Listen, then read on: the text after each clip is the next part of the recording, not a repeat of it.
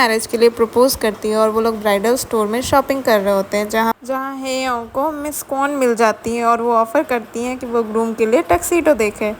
तभी जियो कर्टन्स के पीछे से आता है और वो बहुत ज़्यादा डैशिंग लग रहा होता है, जिसे देख के सब शॉक्ड हो जाते हैं। जियो और भी टक्सीडोज ट्राई करता है और वो उन सारे में वो बहुत ज़्यादा हैंडसम लग रहा होता है। सारी लड़कियां उसे देख के फिदा हो जाती हैं, और हो भी क्यों ना, वो इतना मैं खुश हूँ मैम। सब सोचने लगते हैं कि वो अपनी फियांसे को मैम क्यों कह के बुला रहा है। फिर उन्हें लगता है कि वो शायद प्यार से उसको मैम बोलता है। हेयोंग का एक्स जेलस होकर पूछता है कि तुम लोग कैसे मिले, जिस पर जियूक बताता है कि वो लोग बचपन से एक दूसरे को जानते हैं।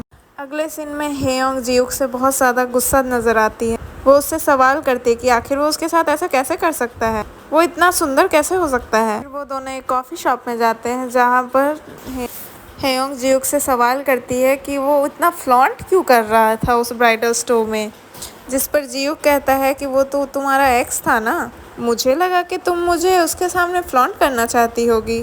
जिस पर हेयोंग रिस्पॉन्ड करती है कि क्या ये बहुत ऑब्वियस हो गया था, और वो अपसेट हो जाती है। जियूक उससे पूछता है कि उन दोनों का तो ब्रेकअप रिसेंटली हुआ है ना, उन लोग शादीशुदा कैसे हो गया। जिस पर हेयोंग उसे बताती है कि उसके एक्स ने 6 महीने तक उसको बेवकूफ़ बनाया।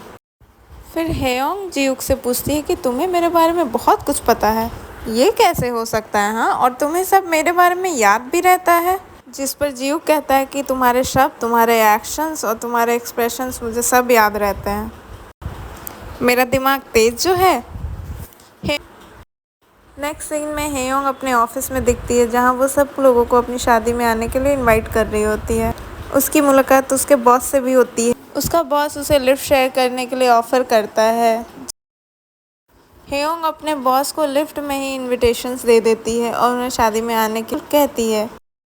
ऑफिस के दूसरे कहती है क्या सच में, जिस पे उसके कलीग्स कहते हैं कि इसमें तो ग्रूम की फोटो ही नहीं। दूसरी कलीग पूछती है कि क्या उसने आपको प्रपोज किया, जिस पर हेयोंग फ्लैशबैक में चली जाती है और उसे याद आता है कि उसने कैसे जियूक को फेक मैरिज के लिए प्रपोज किया था।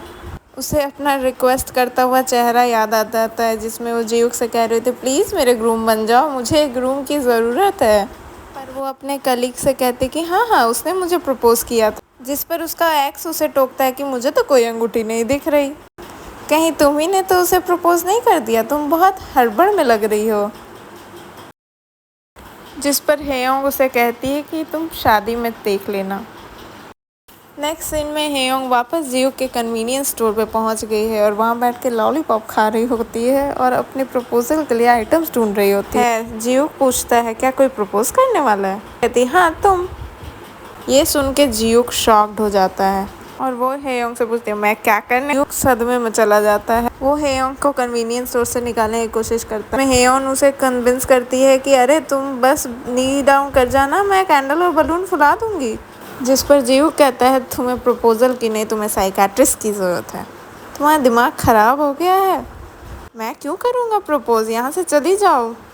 जिस पर हेयोंग कहती है अरे मैं सब तैयार कर दूँगी। जियूक उसकी बिल्कुल नहीं सुनता। हेयोंग उसे कहती है कि तुम्हें बस घुटने में बैठ के विल यू मैरी मी ही तो कहना है।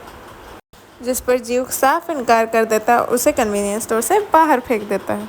तो हेयोंग उसे धमकी देते हुए कहते कि तुम जब तक मुझे प्रपोज नहीं करोगे मैं तुमसे शादी नहीं करूँगी।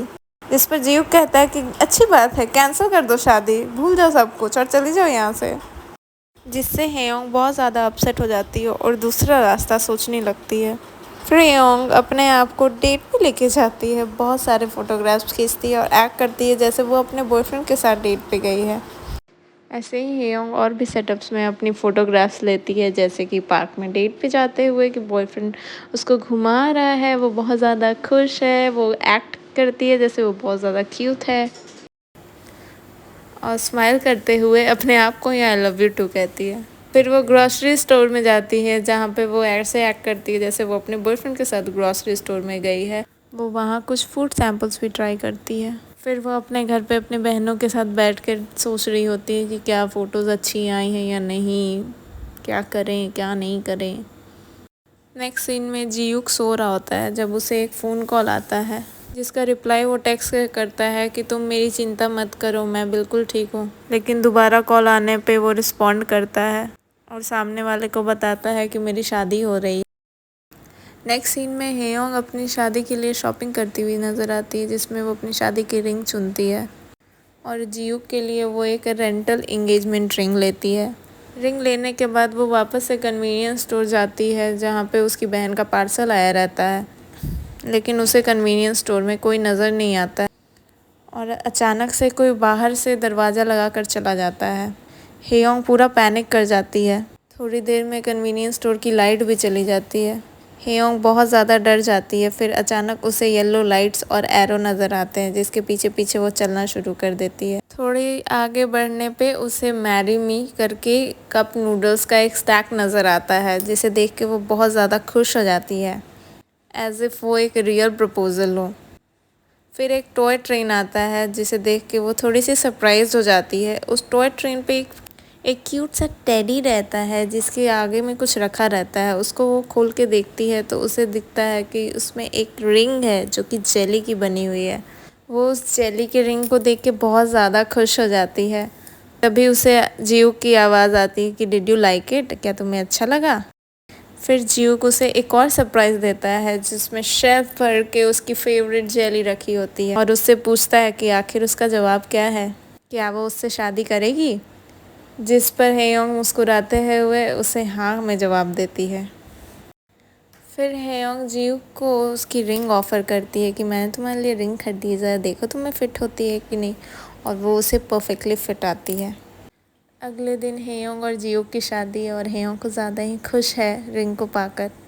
नेक्स्ट डे हेयोंग जियूक को इंस्ट्रक्शंस देती है कि तुम छुपे रहना और एकदम एंड में आना। वो अपनी बड़ी बहन को जिम्मेदारी देती है कि सारे गेस्ट को वो अटेंड करेगी और छोटी वाली को कहती है कि सुनो, तुम र्यूमर्स फैलाना कि उसके पेरेंट्स जो हैं वो ओवरसीज़ में रहते हैं, इसलिए वो लोग नहीं आ पाएंगे। नेक्स्ट सीन में हेयोंग का एक्स नज़र आता है, जो कि कुछ देख के बहुत ऑस्ट्रक है और तभी हेयोंग ब्यूटीफुल से वेडिंग ड्रेस में नज़र आता है। वो सब कुछ भूल के हेयोंग को पुकारता और तभी उसकी बीवी आ जाती है। उसे कहती है कि हेयोंग बहुत ज़्यादा ही खूबसूरत लग रही है। जियूक और हेयोंग की शादी स्टार्ट ही होने वाली है। तभी हेयोंग एक ब्राइड को अपने फादर के साथ देखती है और उसे अपने डैडी की याद आ जाती है। वो इमोशनल हो जाती है और उसका एक सैंडल खुल जाता है। तभी जियूक आता है और उसे उसका सैंडल पहनने में हेल्प करता है। जियूक हेयोंग से पूछता है क्या तुम नर्वस फील कर रही हो, जिस पे वो कहती है कि नहीं, ज़्यादा नर्वस फील कर रहा है। फिर वो दोनों आइल पे वॉक करते हुए जाते हैं और उन दोनों की शादी हो जाती है। छोटी वाली बोलती है कि बुके तुमने पकड़ा है तो क्या मैं कोई खुशखबरी सुनूं, जिस पे उसकी बहन उसको मना कर जाती है। नेक्स्ट सीन में हेयोंग के बॉस की तरफ से उसका सेक्रेटरी कॉन्ग्रेचुलेटरी मनी देने आता, जहां वो नामजा से मिलता है और उसे देखते ही पहचान जाता है। नामजा उसे देखते ही बहुत ब्लश करने लगती है। वो उससे पूछता है कि आजकल वो क्या कर रही है। पहले तो वो लिखा करती थी, क्या आज भी वो चिल्ड्रंस के लिए कहानी लिखती है। जिसको सुन के नामजा कुछ बोल नहीं पाती और बस हंस देती है।